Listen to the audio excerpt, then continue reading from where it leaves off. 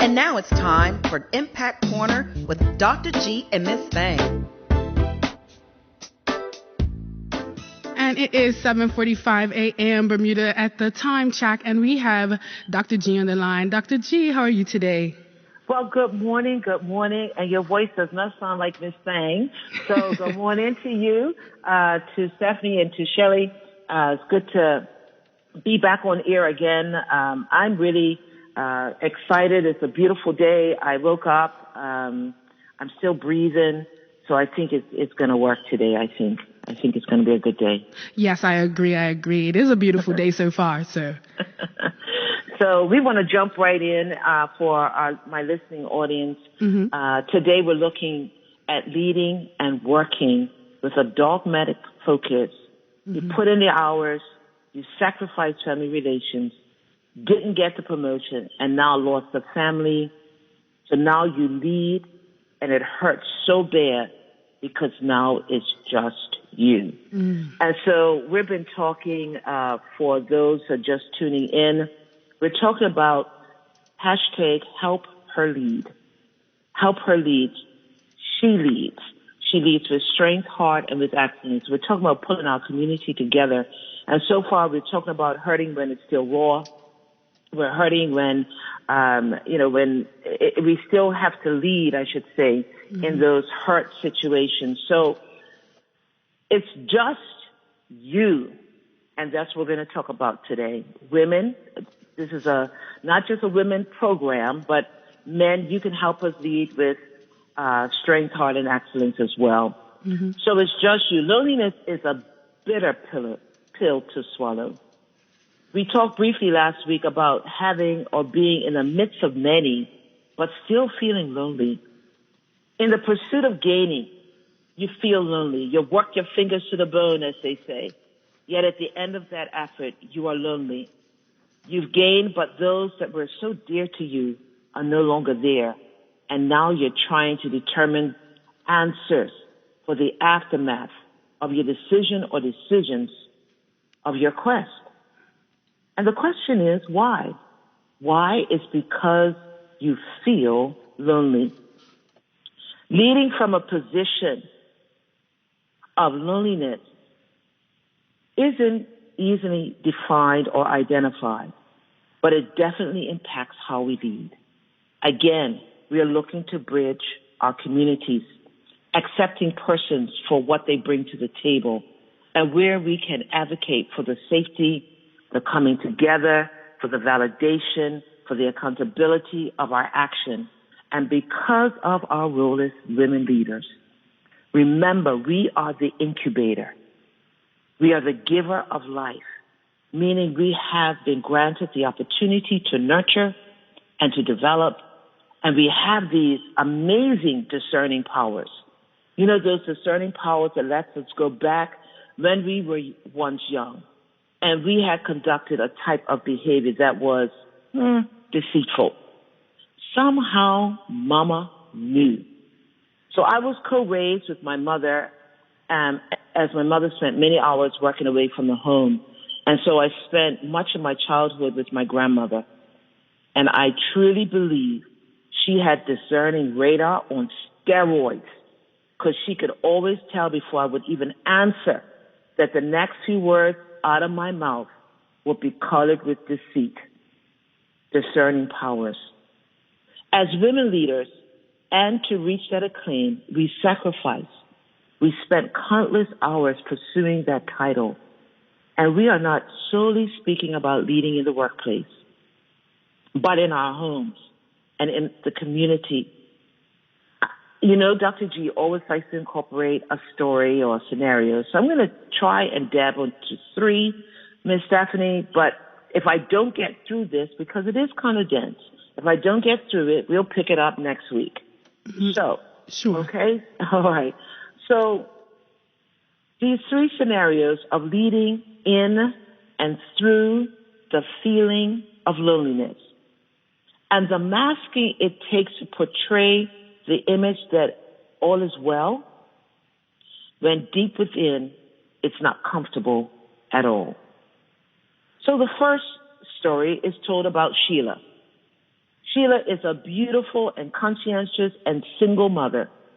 She has never been afraid of hard work and will do whatever it takes to get ahead, legally, of course. She's been working as an administrator. The pay is insufficient to help with care for her family. Sheila then sees a way to move ahead, but it will require her to take on another work position or two. And it will require her to leave her children on their own. She has raised them well, she believes, and discusses her plan with the oldest female child. Now Sheila sets off for her pursuit. It's been a few years now, and she secured the job and all the accolades affiliated with her new position that has tripled her earnings from her administrative days. The one thing that Sheila never anticipated or saw, the divide with her children, the resentment from her oldest female child being thrusted in looking after her younger siblings. All that she did was for the sake of her family, but she noticed that the family, the tight community she once had, is no longer. Resentment has raised in her family.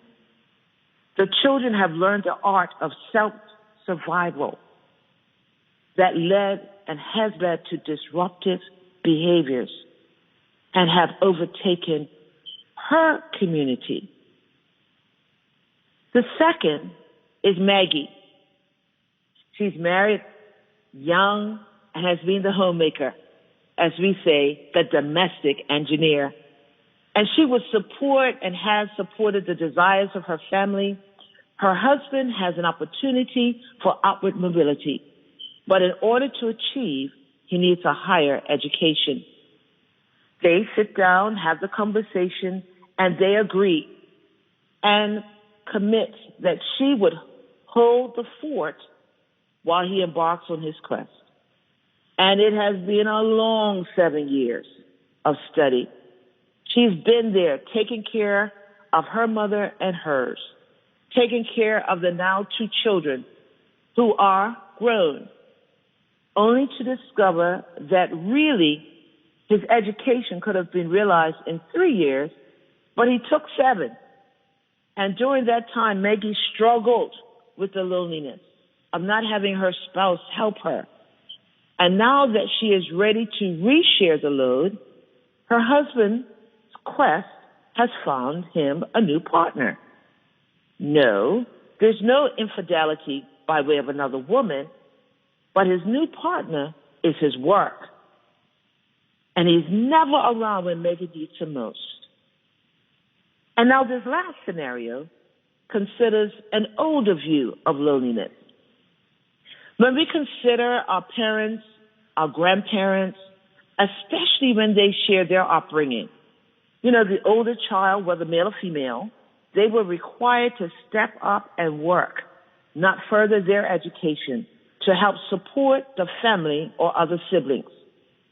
For either gender, it can become resentful because they sacrifice for the sake of their siblings.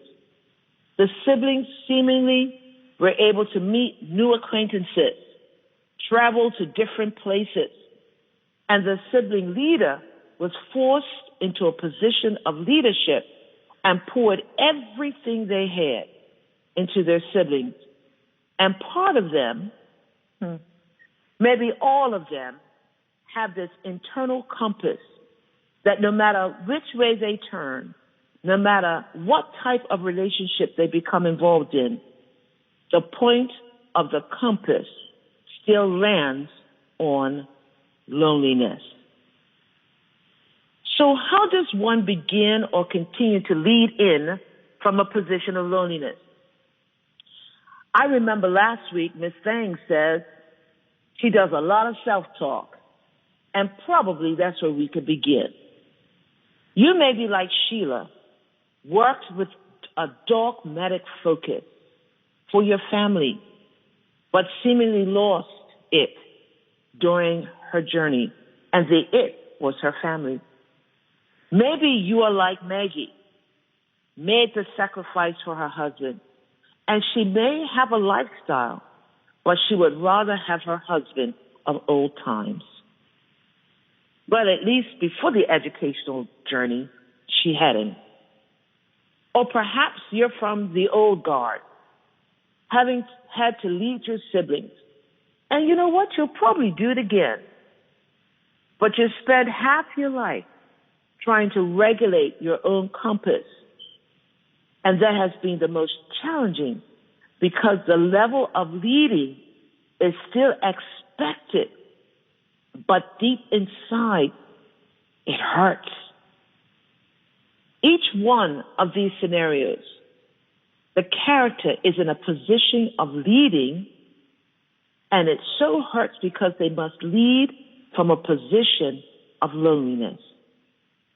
And this space of leadership becomes challenging as the Sheilas of this world, the Maggies, the older siblings, will always find themselves overworking to compensate for the void. They will always pour of themselves from a cup that is empty. And that's a dangerous position to be in. When one leads from a position of empty, they end up doing at least two things. Number one, instead of leading, they are depleting those they have been called to lead. And two, they become desensitized to the call of leading, which is rooted in serving others. The focus becomes self-serving, which promotes a toxic environment. Now, without getting too deep, because unpacking this can take a while, when the nurturer, women, the developer, the incubator leads from a place of empty, what can they offer those they've been entrusted in their care? And typically, if you're empty, that means you've turned off. So the community that you've been charged to direct is now directing you. If you're Sheila, your children have become the divided community. The community once created is all for one and one for all. And to pen another extreme, they have little to no respect for each other because they've grown so independent, they can't even see their bloodline anymore. Does this sound familiar, Bermuda and community? There's no connection with each other, and the community is suffering. And whatever community they engage with will take on the persona of where they are. Resentful, hurt, disillusioned, and perhaps even violent. The woman leader who has become desensitized to the call of leading, and your focus has shifted from contributing to life, now only sees what life owes her.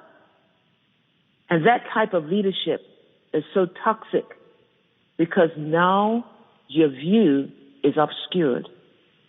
You see from a view of what you can take, what is owed to you, and how you will get it. And that's whatever that it is. And you will get it at whatever cost. So I'm going to stop here and jump down to the nugget that I wanted to leave us today. And that nugget is to be lonely has its merits, you know, as it gives us the opportunity to recalibrate with minimal interruption. But I want you to know, listening audience, that we are never truly alone.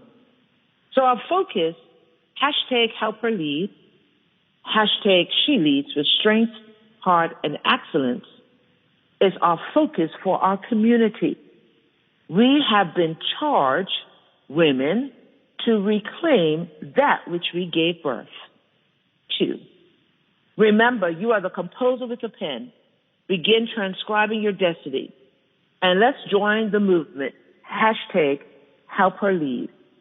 Allow your actions to be intentional today and lead with strength and with heart and with excellence.